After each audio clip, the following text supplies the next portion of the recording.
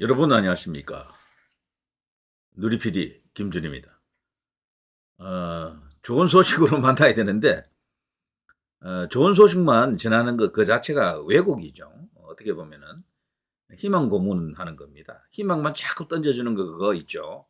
좋지 않습니다. 그거 사실은 돈벌이라고 생각합니다. 저는 돈벌이도 해야 되죠. 그렇지만 그것만 계속 추구하는 유튜브 채널은 저는 사양합니다. 솔직히 말해서 그거 너무 많습니다. 유튜버 하는 분들 대부분 이제 그런 쪽으로 다 빠져드는데 절대 그게 희망을 키우는 게 아닙니다. 일단 팩트에서 기반해 가지고 거기서 조금 나가야지 너무 많이 나가버리면은 그거 자체가 허황한 이야기들입니다. 전부.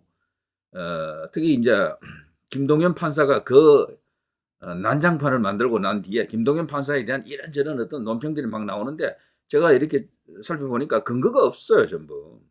일방적인 그냥 분노의 토설 혹은 뭐 카드라 뭐 이런 상황인 거로 이제 생각이 됩니다. 그리고 유튜브에서 정통한 뉴스가 나온다고 생각하시면 안 돼요.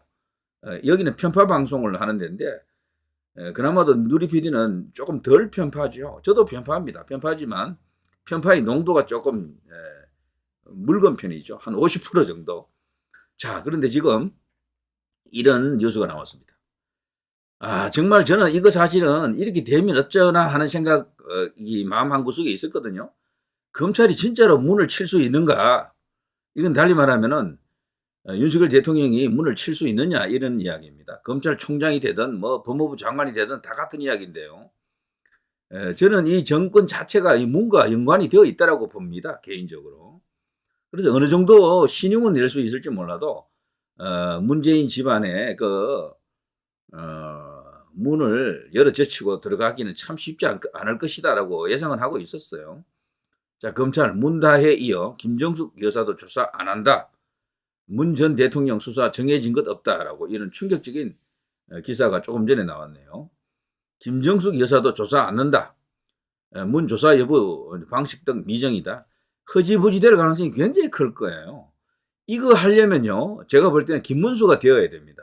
김문수 외에는 이거 할 수 있는 사람이 없어요. 지금 현 시점에서는. 여기에 완전히 다른 입장을 갖고 있어야 됩니다. 김문수는 이 사람을 공산주의자라고 하면서 김일성주의자라고 하면서 당장에 사형에 처해야 된다고 말했죠. 만인이 보는 데서 그런 말을 했잖아요. 그 정도 결기와 그 정도 역사 인식이 아니고서는 이 사람들을 처리를 못할 거예요. 제 생각에는 그렇습니다. 윤석열 대통령도 이 영향권 안에 있거든. 문의 영향권 안에 있다라고 봐요, 저는 개인적으로. 여러분도 그렇게 생각하지 않습니까? 아니라고 생각하면요, 그건 희망 고문이 되는 겁니다. 태생 자체가 그런 거 아닙니까? 누구 검찰총장입니까? 문이 만들어준 중앙지검장의 검찰총장 아닙니까? 윤석열 대통령은 그 이전에는 존재의 감 자체가 없던 사람이었어요. 때문에 이 사람을 친다라는 것은 한동훈이 윤석열을 치는 것처럼 어마어마하게 쉽지 않은 일이죠. 어떻게 보면 더 밀접한 관계다라고 이제 볼 수밖에 없습니다. 그동안 참 문재인 끝났다, 드디어 이제 칼 뽑았다 이런 어떤 엄청나게 많은 그런 논평을 이제 들었을 겁니다. 결국 이렇게 되네요.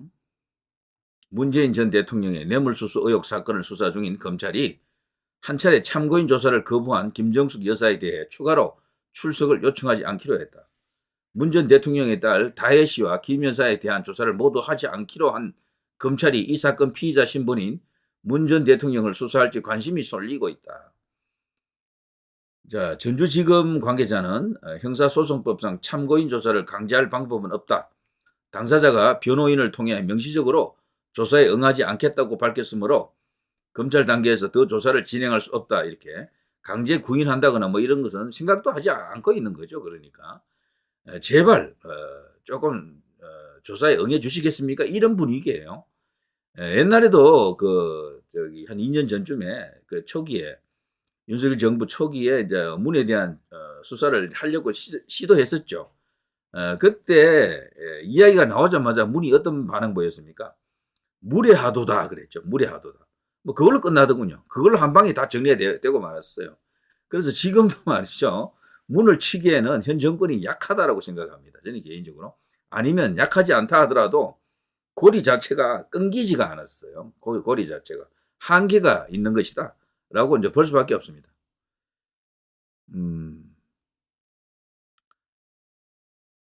지난 20일 김정숙에게 참고인 조사를 받으라 통보했지만 김정숙 측은 이를 거부했습니다. 또 이 사건 핵심 참고인이던 문재인의 딸 문다혜도 검찰의 출장 방문 전화조사 요청을 모두 거부했다. 그야말로 막가파입니다. 막가파. 와, 누가 이들을 단죄할 수 있습니까? 분명히 엄청난 어떻게 의혹과 흑막이 있는데 이걸 밝히지를 못한다? 아예 접근 자체를 못한다라고 생각할 수밖에 없고요. 이 문에 대해서는 야당에서도 공격을 안 해요. 이재명 저쪽이 친명하고 세력적으로 보면은 서로 다르거든요. 서로 이제 관계가 좋지 않은데도 적어도 인신공격은 거의 안 하잖아요. 여당에서도 뭐 가끔씩 변죽 올리는 정도로 한마디 하는 정도로 끝나고 말고, 검찰에서도 이런 식으로 칼을 한번 뽑았다가 다시 칼집에 집어 넣어버리고, 자, 이렇게 되면은 앞으로 어떻게 될 것인가? 여기 보면요, 검찰의 출장조사, 방문조사, 전화조사, 야, 이게 얼마나 특혜입니까? 이런 것조차도 거부, 아예 조사 자체를 안 받겠다. 이런 식이죠. 참고인 신분인 김정숙과 문다혜와는 달리 문재인은요, 이 사건에서 뇌물수수 혐의를 받는 피의자 신분이기 때문에 검찰의 강제수사가 가능하다 그래요. 때문에 법조계에서는 검찰이 조만간 문재인에 대한 수사를 진행할 것이라는 관측이 나오긴 합니다. 이와 관련해 전조지검 관계자는 현재까지 문재인에 대한 조사 여부나 일정, 방식 등 어떠한 것도 정해진 것이 없다라고 말하고 있네요. 자, 검찰은 현재 문재인의 전사위 서모 씨가 2018년 서창호죠, 이름이. 7월부터 2020년 4월까지 이상직 전 더불어민주당 의원이 실소유주라고 알려진 태국의 저비용 항공사 타이이스타젯의 전무로 취업해 급여와 체류비 등 2억 2,300만 원과 각종 특혜를 받은 것으로 보고 지금 수사를 진행 중에 있기는 한데요. 자, 문재인이 이상직 전 의원을 중소벤처기업공단 이사장으로 임명하고 이 대가로 채용 특혜를 받았다는 것이 검찰의 현재 시각이죠. 그래서 지금 뭔가를 캐고 있는데 과연 이 문재인을 포트라인에 세울 수 있는 것인가? 그리고 그 후에 제대로 된 조사와 수사를 통해서 사법 처리를 할 수 있는 것인가? 이게 진짜 나라를 정상화하는 데 있어서요, 어쩌면 가장 중요한 고리 중에 한 개다라고 이제 볼 수가 있겠죠. 이재명 사법 처리만큼이나 무거운 어떤 주제입니다, 이거. 자, 이재명과 함께 이 문재인도 같이 구속되는 날, 그때 이제 대한민국이 정상화의 7부 능선을 넘었다라고 할 수 있겠죠. 자, 이재명의 죄자도 죄, 문재인의 죄자도 죄입니다. 그래서 죄앙이, 죄명이 이렇게 부르지 않습니까? 죄명이, 죄앙이.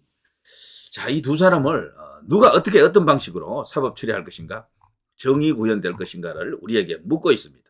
자, 누리 PD 김준혜였습니다.